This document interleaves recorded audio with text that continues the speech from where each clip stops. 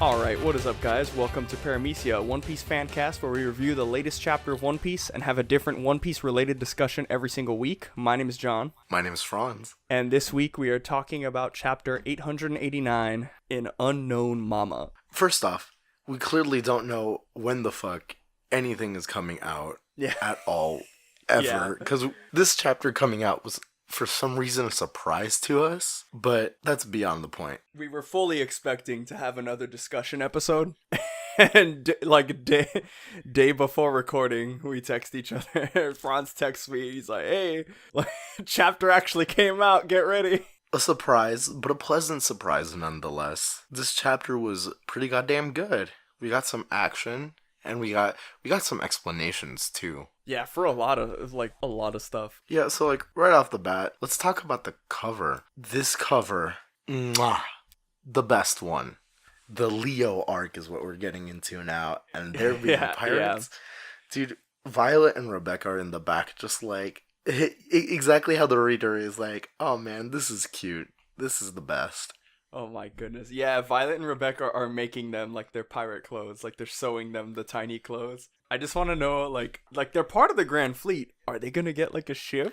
Dude, so, what kind of ship is it going to be? Is it going to be a big ship for little people? Or is it going to be a little ship that's going to fucking capsize the moment they go out? Or, hold on, we're both dumb. They have, beetles that fly. They can just have, the Avengers thing, the fucking Shield's helicarrier. Oh my god. the Tontata helicarrier. Dude, that's what I'm here for. So, into the actual chapter, first thing we see is Daifuku go completely all out. The genie comes out, and does the genie come out of his fucking belly button? Yeah, he has a little thing on his belly button, and he has to rub his belly for the genie to come out. That's the dumbest shit. I love it, but it's the dumbest shit. So the genie comes out and starts wrecking some shit. And Carrot's there thanks for the help?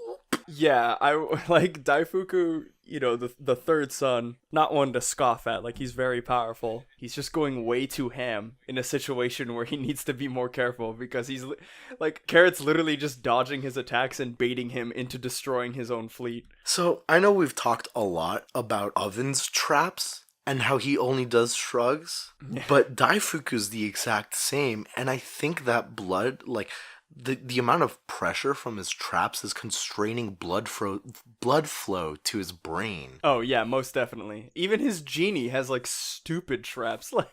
Yeah, so he's just the whole beginning of the chapter is just Carrot dodging him with the greatest of ease and just baiting him into destroying all of his ships. Directly after that, it goes into the Straw Hats watching Carrot, and then we get an explanation for Sulong, a little deeper explanation into how it works, or what it is from Jimbei, because he knows everything, because he's the best Straw Hat. Before that, I want to point out, there's a little small moment where Chopper's so goddamn proud, and he's she's my little sister, you know? That. Good line. I love it. Yeah, I never knew Carrot could do something like that. She's my little sister. Yeah, the when it shows him looking to the side and pointing at himself to Nami and Jimbei, he's looking for praise. I love it. Secondhand, but he's still looking for praise. Yeah, so after Chopper and Nami are kind of talking about how amazing she is, and then Jimbei kind of goes deeper into it, and he basically says it's part of it's part of every mink. Every mink has the power of Sulong. They just can't control it.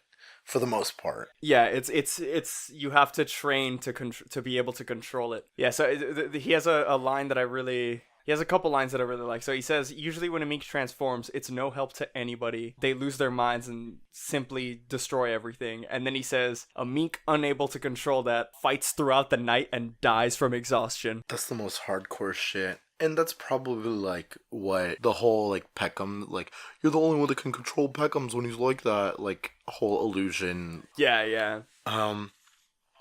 Oh yeah, that makes sense. So after that, Brook, goes out to help because he's like, oh, he hears Jinbei talk about the Sulong technique, and he's like, oh, it's a double-edged sword. That's gonna mean she needs our help. And Brook is the only one who can like traverse water safely because he could just run across it. Cause something that Chopper completely forgot about too. Yeah, yeah, yeah.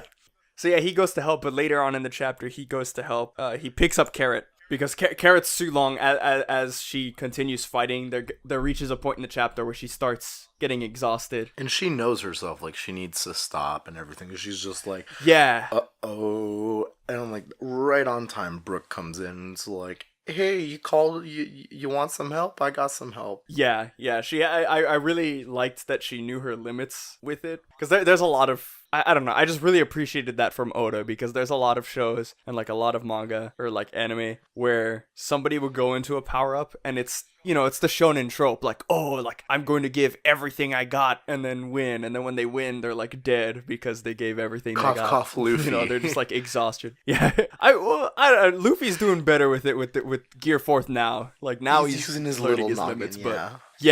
but but yes. In the past, Luffy was fucking dumb. But yeah, I really liked that she knew because she said she was like losing consciousness or something, and right when she says that, Brooke comes in for the save. But she says so Brooke asks her how she's gonna go back to normal, and she states that as long as you hide your eyes from the moonlight, like you can turn back into normal. So closing your eyes, using a hat, colored glasses, like that's that'll help you go back to normal.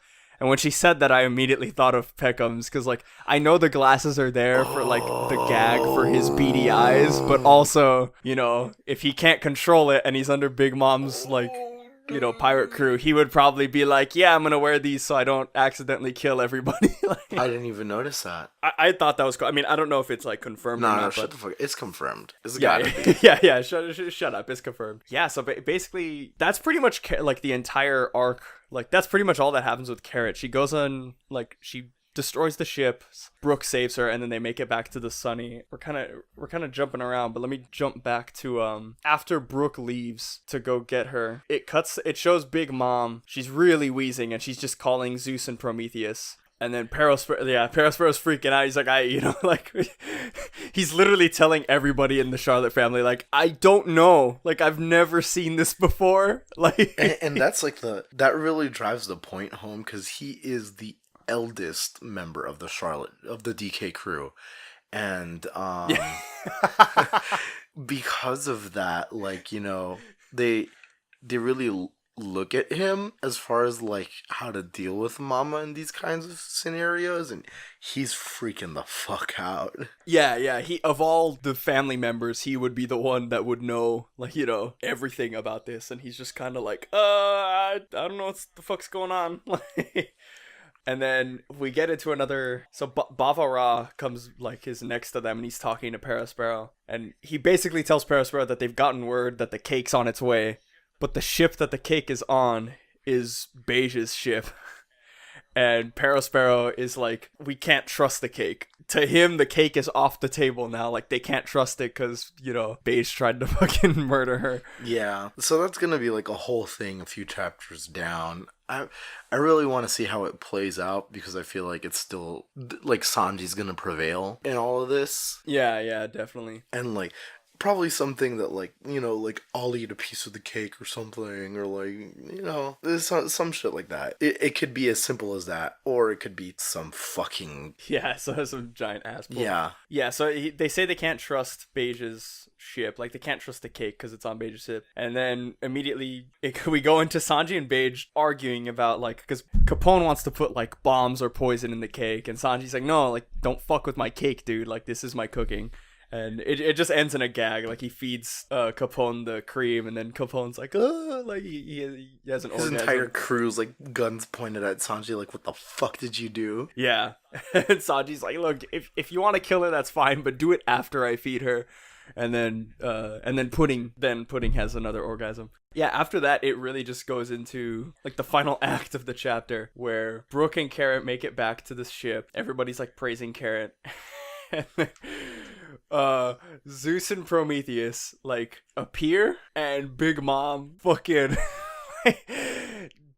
Olympic gold medalist Big Mom just fucking long jumps. Like, no running start, just douche. Dude, she's sitting here on some fucking, like, Super Mario Odyssey speedrunner kind of shit, like... Oh my, yeah, basically. Some Tri-Hex shit. And then this transformation is something I don't think anyone could have ever anticipated. Like, it's honestly, like, one of the most, like, jarring visages I've seen Oda, like, put down on paper.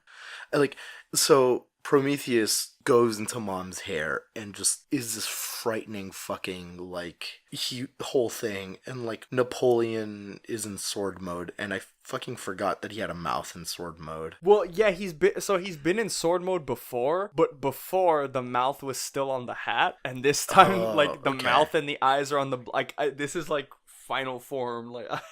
And then there's Zeus. Lovable Zeus. Good old Zeus. Just chilling, high as fuck. And, like, if Zeus had gone ham, I would have been, like, shitting myself. But no, he's sitting there, even it out. He's already ham. Exactly. He's already going ham. And literally everybody's freaking out. Like, on her side, the Straw Hats, The reader. The publisher, the editor. Yeah, this was one of those things, like, when I turned the page and, like, saw this, like, this is the first thing you see when you turn the page, I was like, what the fuck? I don't know, I think it's super cool because Prometheus and Zeus are both made from Big Mom's soul, like, part of Big Mom's soul, and I mean, correct me if I'm wrong, I think Napoleon is as well. Napoleon is Yeah, I'm not sure because he had some weird line in another chapter a while back where he's like, oh, like, back in my, like, homeland, but I was like, what? Like, I thought it...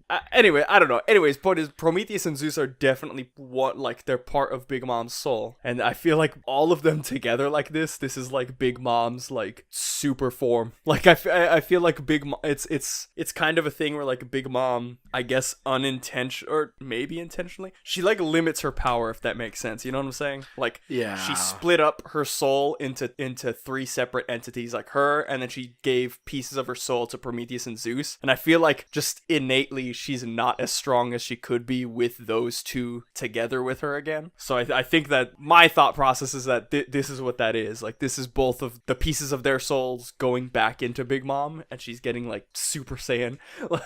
That's basically what's going on. So reading into this, turns out Napoleon is also segmented from her soul. This isn't the first time we've seen him, like, in, like, mouth and eye form, etc. Like, he's been seen as a cutlass before. I don't know exactly where the source is on that.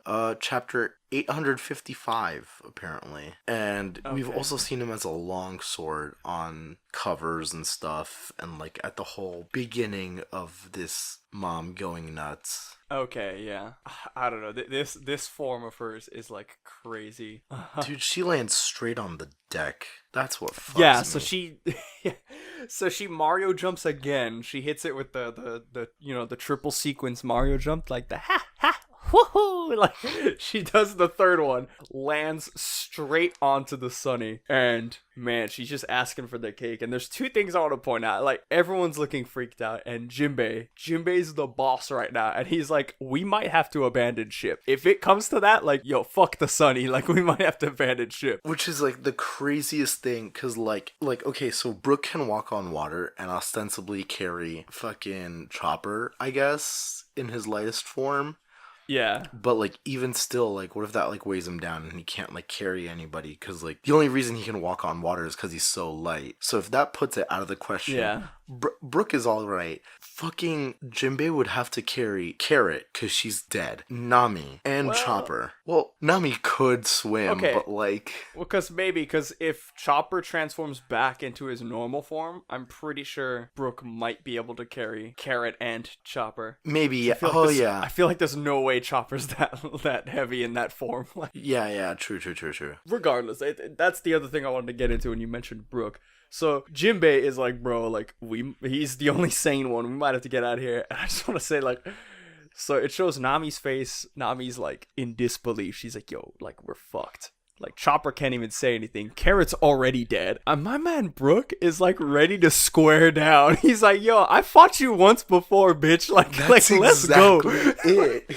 Dude, I can't fucking believe that Brook is ready to fucking fight again, even though his like spirit powers has had no effect on the homies that are directly like her soul. Brook's still ready. He couldn't. So the other homies, he showed like when he uses that his Soul King move. I think it's called like Soul King. Like it shows like his soul skeleton like playing the guitar, and then it showed him he's able to exorcise the souls out of the homies. Basically, he couldn't do that against Prometheus and Zeus because they were part of Big Mom's soul, but he was able to damage both of them. Like Prometheus, like after the fight, Prometheus was damaged by Brook. Like he had like scars. Damn. Okay. Like they, obviously minor. Like he didn't slice him in two, but he did have like visible markings on him from the fight. So I mean, Brook. I don't know. Yo, the year of Sanji? Nah, the year of Brook.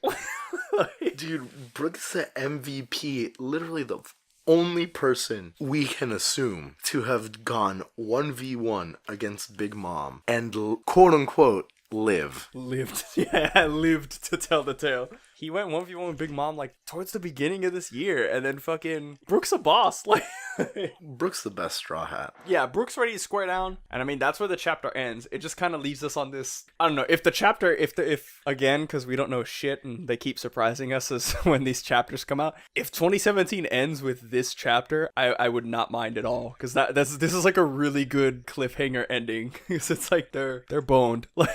No pun intended, they're boned. Dude, it's really good. What I'll probably do is on Christmas itself, just go to the convenience store and see if they've got Jump with One Piece in it. Oh yeah. I literally don't know how Jump works. I don't. Babe, do you know how Jump works? No, absolutely. Oh dude, We'll yeah, figure you it fucking. out. I never thought of that. Like, you're in Japan right now. Like, I never even thought to ask you, like, hey, have you like seen like Jump? Like, have you bought in like any Jump issues? I haven't, because like I remember the last time I was here, I like picked up an issue of Jump, and like I didn't know when the new Jump came out, so I went on a fucking Wednesday. Oh my god. I like picked it up and like skimmed through, and there was like no One Piece, and like I didn't check if that was like a week where One Piece was off or anything. And like I was just sitting there, and I'm just like, I'm taking too long. I don't want to be the person that just sits here and reads it and doesn't buy it. Yeah. I mean, there's a bunch of people that sit there and read the hentai magazines and don't buy them. Wow. You just gonna put them on blast like that? No, I feel like what that is delinquency. Sampling delinquency, yes, but sampling the product. Quote unquote. Yo, I gotta sample these tig ass biddies. Walk into the convenience store, it's like, hey yo, where the fucking hentai? It's really not hard to find. It's right next to the fucking Coke. Jesus Christ. Are you serious? Like, that doesn't surprise me though, because I know like. So like you go to the back to the fucking coolers where the Coke is in the Coca-Cola. coolers. The other side's the beer, the Coca-Cola. Yeah. You turn 90 degrees, there's the ATM. You turn another 10 degrees, titties. You turn another like 70 degrees, condoms. Damn, all right. They know what they're doing. You don't even have to take a step. They know how to fucking party over there in 7-Eleven. It's all there. They know what's up. Yeah, I don't know if we're getting another chapter. I'm so lost, but regardless, I'll go on record and assume that this is how we're gonna end 2017.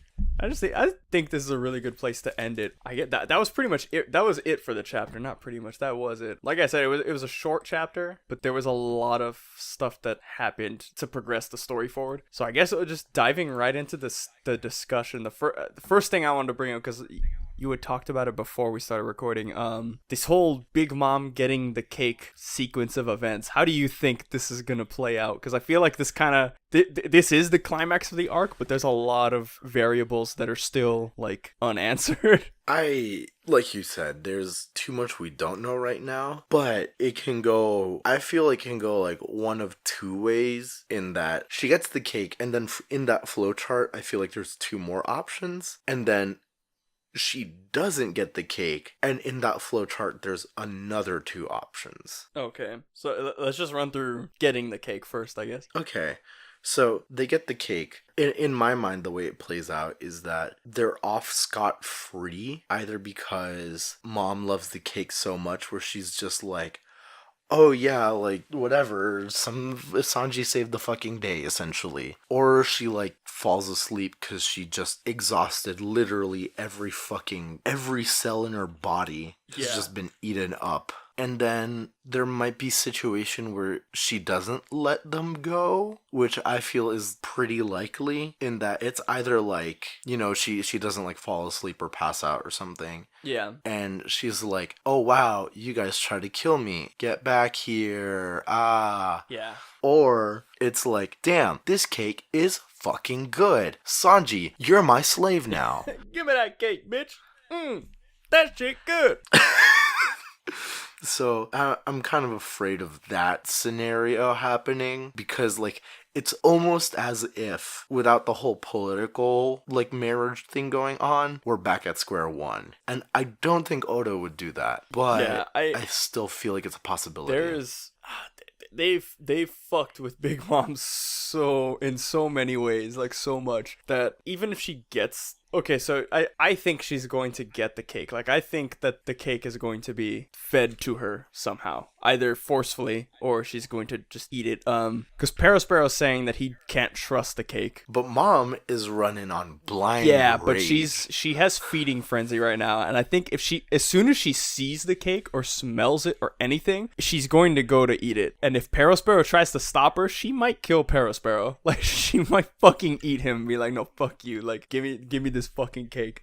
Yeah, I don't think there's much that could stop her. Considering that they do stop her, I feel like I'd mentioned before, it'd be some kind of thing that, like, Sanji's there like, oh, I'll eat a piece of my cake so I prove that it's not poison and you can have the cake and you can see that it's not poison, and then mama has the cake so she can see that it's not poison. Yeah. And stuff like that. But yeah, the cake's gonna get there. Yeah, it's gonna get there and they're gonna eat it. The way I think it could play out is that, like, they're gonna get there and they're gonna try to stop Beige's ship. Like, they're gonna start firing on it. And I think, cause Sanji already lifted the cake with fucking 1 foot. Like, he lifted the cake and the carriage and shit. I think, if anything, like, if they can't get past with the ship, I think Sanji might, you know, jump into the air with the cake, and Big Mom's gonna freak out because she's gonna be like, oh, fuck, my cake. If that's the case, I really just want to see, like, a fucking 2-page spread of Sanji just kicking the shit out of the cake, like shoving the cake with his foot into Big Mom's mouth, just like kicking the shit out of her and the cake. I can totally see some, like, Sanji with the full court shot. Yeah. And then hits the backboard, and Mama with the rebound jumps up and shoves it in her mouth. Yeah, like that's how I see it playing out. But even after that, like, as soon as she eats the cake, like, okay, if she gets knocked out by Sanji's cake, they still have to deal with all of the fucking Big Mom pirates that are there. I mean, I think they'll be able to get away, but it's just, there's a lot of shit. So, like, we still don't know how this Luffy and Katakuri fights. Oh. That still hasn't concluded yet, yeah. That.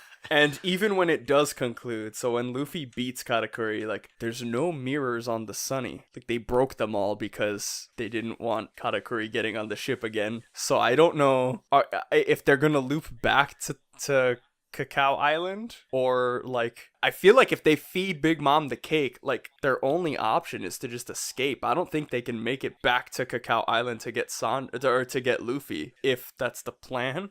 Yeah, I mean... But, again, dude, the Oda's setting this climax up really well, because there's also Germa. They haven't shown up yet, and we know that they're coming, so I don't know how Dude, there's the Aladdin pirates. Yeah, the Fishman pirates are fucking... The Sun pirates. I don't, like... Oh, man, there's so many contenders still, and it's so hype. But it's nerve-wracking to try to, like, see how things are gonna play out, because I couldn't fucking tell you how any of this is gonna play out. Like, I know how, like... Oda's a fucking madman. Yeah.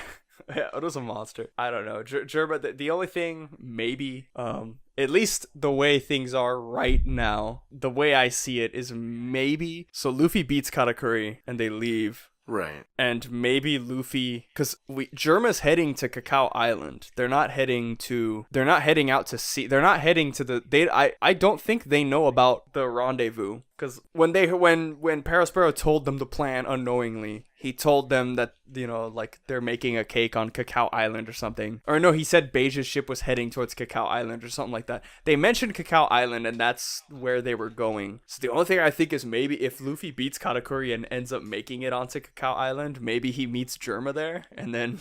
Yeah. Or something. Because you're right. Like, I don't think it can be the Straw Hats. The Straw Hats are fucking... They gotta get out of there. Yeah. Mom's on their ship. Yeah, like, she's on their ship, and I don't know how the fuck they're gonna, like...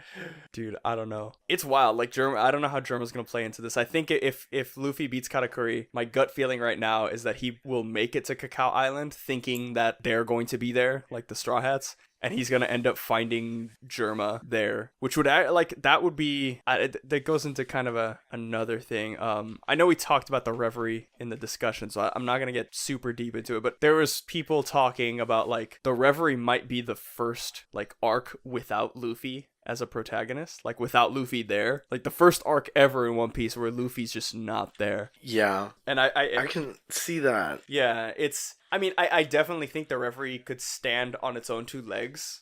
I feel like it should stand on its own two legs without Luffy there. But if Oda really feels the need to include Luffy in some way, I could see this potential happening, like, kind of remedying that, like... Okay, so prediction based off the knowledge I have right now. Luffy beats Katakuri, makes it to Cacao Island, meets up with Germa. They can't rendezvous back with the Straw Hats or Beige because Big Mom is after them. Like, the Big Mom pirates are just after them. So there's no way that they're going to rendezvous. So Luffy just tells them all to get to Zou. And then he hitches a ride with Germa. And then Germa, because they have an invite to the Reverie, like, they're allowed to go. So maybe Luffy will be at Reverie thanks to Germa. Like, I don't think he would, because he's an enemy of the fucking world government, and he's going to the heart of the world government. So I don't think that would happen. There's no way that would end well. Yeah. But, like, if it did have to happen... Yeah. The most logical way that it would happen would be that. Yeah. But I still think, like, I don't think that Luffy would want to go, especially because, it doesn't really involve him. Yeah. He doesn't really care about politics. Yeah, that's true. Or anything. And his friends are currently fighting on Wano as well. Yeah, that's true. I don't know. It's this whole ending of this... I don't know, this arc as a whole has been amazing, simply because for all of it, I could not have ever told you what was going to happen with, like, 100% certainty. There was always some kind of, like, wrench thrown here and there, and it's a really good arc so far. I don't know, I really like this arc, coming off of Dressrosa. I really enjoyed Dressrosa as well, but I do understand and recognize the faults it has. Like, there are certain spots where it drags on, and there's certain spots where it gets, like, spread too thin as well. Yeah, and that's even that was just based on me reading it week to week, and I feel like everybody reading it week to week, you kind of, and I feel like there's a different grading scale based on if you read it week to week, and then if you read it, like, if you binge read it, like, all at once, because I feel like Dressrosa would flow way better if you read it all at once, because then there's no, like, week breaks where you have to, like, remember what the fuck happened. But yeah, I mean, this arc has been great so far. Getting to see a Yonko in action has been really fucking good, because, like, we don't even know how powerful Kaido or Blackbeard or Shanks are. Like, we have an idea of Kaido, like, we know he's really fucking strong, but, like, all of the Yonko, for the longest time, we've had nothing to compare them to, and now we're finally getting, like, we're getting the ability to make comparisons now. Like, now we can see, like, all right, like, going, like, in the future, it's gonna be, like, going back to the whole Cake Island arc, like, this was Big Mom's power scale, like, this is what she did, and it's like, she fucked everything up and jumped on the Sunny, like... Dude, like... I don't know. It's still, like, pretty hard to, because, like, we're witnessing Big Mom. Yeah. Assumedly at her apex, because she has no control of anything. Yeah. And, like, you know, it still instills fear in everybody, but, like, we have no idea of, like, what Shanks can do still. Like, Yeah. I feel like there's, like, still a huge assumption that he's just a jobber, and I'm like, it's not like I feel the same way, it's just that, like, Yeah, it's not that. I want to Yeah, know. like I don't think anybody thinks it. I don't know. If I found someone that thought Shanks was a jobber, even I would have to be like, all right, like you're fucking crazy. Like he's definitely super powerful. We just don't know what the fuck he like. All we can assume is that he's like really skilled with hockey, like him and his crew. I mean, we know his Conqueror's hockey is like out of fucking control. Like he's able to like Fuck people. yeah, like he walked onto Whitebeard's ship and like knocked half of his crew out, and it's like, dude, Shanks, what the fuck? Now that's a power play. yeah, Lord Shack's voice. Now that's a power play. Dude, I don't fucking I don't know. It's know anymore. I'm enjoying this arc because we're getting to see a lot of Big Mom, and I feel like, I mean, the saga we're in right now is called the Versus the Four Yonko saga. So I feel like this is going to be the part of the story where we're confirmed we're going to get, like, we're going to see every Yonko in action at some capacity. Yeah, exactly. Like, that's for sure gonna happen. It's just that, like, it's hard to, like, gauge and think about it. Yeah, and it's like, dude, if Big Mom is this powerful, it's like, you know, I don't want to put Big Mom last on the power scale because, like, she's definitely not. But it's like, dude, what the? Like, if she's this fucking powerful, how strong are the other guys? Like, how strong is Kaido? Kaido literally can't die. Yeah. That's all we know. He can't die. Yeah, it's wild. There's, I don't know, the whole Cake Island is fucking great. Like, there's too many variables. There's too many children. There's too many everything, but in a good way. And we still don't know how the hell, like, after she eats the cake, like, how does Pudding fit into all this? Like, is she gonna be labeled a traitor? Yeah, that's is she my gonna thing. go with them? Like, if Pudding's labeled a traitor, then we might get our wish and she can join the Straw Hats. But that, like, I don't know, man, because her power is also to alter memories, so she might stay behind to alter Big Mom's memories to let them escape. dude. But, like, I could see that. I have no but, idea. Like, I mean, I don't know. There's definitely so much shit that still has to happen, and it gets me so hyped because this climax is already shaping up to be ridiculous. I just don't know what the hell's gonna. I could not make a theory on my life about what's gonna happen. dude, I'm at the same point. Like, it can go every which fucking way, and like, I like to theorize big and commit, but like, it's really gotten to a point where, like, I've got nothing, man. Yeah, I got nothing. Yeah, that's pretty much it, man. I can't really call anything else. I don't know what's gonna happen. All I know is I'll end it on this before our crack theory, unless you got anything else. All I know is that Smoothie better fucking get off her ass and do something, because I'm starting to get pissed. Like, dude, I forgot she's there. Dude, yes. All right. All right.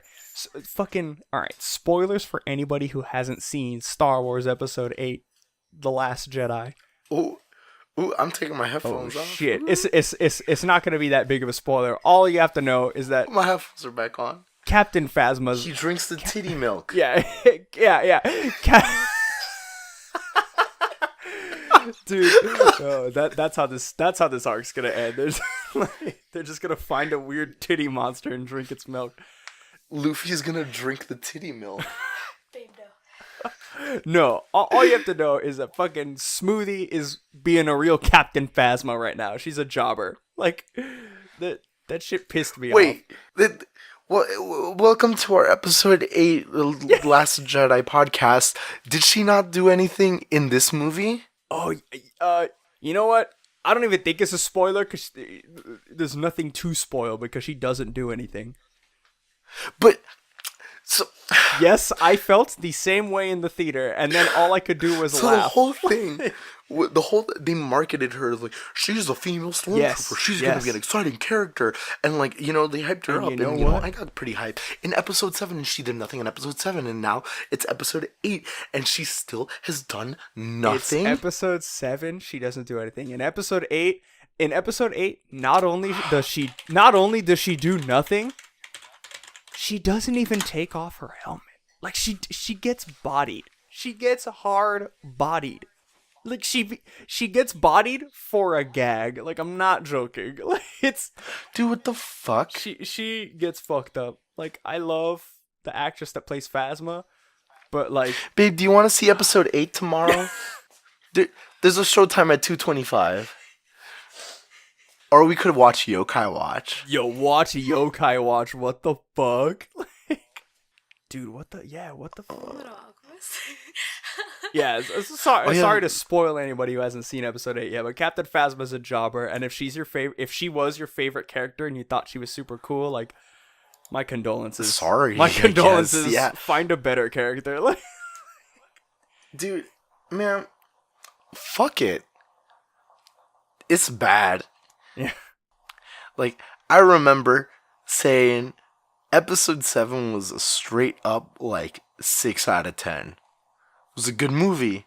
6 out of 10. Yeah. I'm pissed. Oh, man. I'm pissed.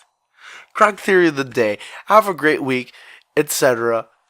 Crack theory of the week. Captain Phasma is going to come in right at the end once Big Mom gets her cake, and she's gonna actually do something. Captain Phasma doesn't do anything in episode 8 because she's saving all of that for when she goes into the One Piece world and helps Luffy stop Big Mom. That's the crack theory of the week. That's the crack theory. Like, what else do we need? That's it, man. That's it. I'm content to end it there. Okay, recording stopped. Recording stop. Yeah, I'm pissed too. Fuck. Let me do a quick outro for this. All right. So that's gonna wrap it us. Fuck. All right, so that's gonna do it for us this week. Again, like we said, Oda's been fucking with our minds, so I have no idea if this is the last chapter of 2017. If it is, we'll see you guys in 2018 with the next chapter. If it isn't, we'll see you in 2018 with the next chapter. Have a good night, guys.